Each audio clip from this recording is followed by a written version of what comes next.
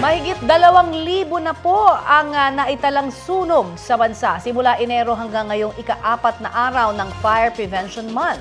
Mas mababa yan kumpara sa mahigit 4,000 naitala ng Bureau of Fire Protection sa parehong panahon noong nakaraang taon. Isa sa mga pinakabago sa tala, ang sunog sa Tondo, Maynila kanina pong madaling araw.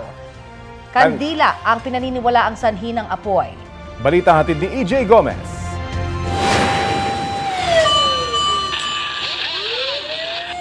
Sumiklab ang sunog sa Kapulong Street, Barangay 108 sa Tondo, Maynila, pasado hating gabi kanina. Sa video na kuha ng isang residente, kita ang pagputok ng mga kable ng kuryente. 2 bahay na gawa sa light materials ang natupok ng apoy ayon sa Bureau of Fire Protection. Ang may-ari ng bahay na pinagmulan umano ng apoy, nakayapak lang ng lumikas. Kwento niya, nag-iisa sa bahay ang kanyang apo nang sumiklab ang sunog. Sa pag-aakalang hindi pa nakalalabas ang bata, pinasok daw niya ang nasusunog nilang bahay. Nagtamo siya ng mga paso at sugat sa kamay at paa.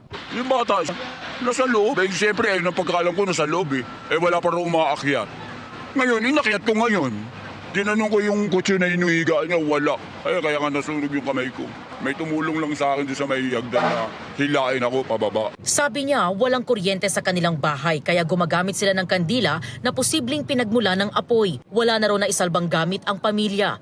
Ayon sa barangay, 4 na pamilya o mahigit 15 individual ang apektado ng sunog. Pansamantala po sa barangay hall muna po sila manunuluyan at kami na po bahala sa pagkain nila araw-araw.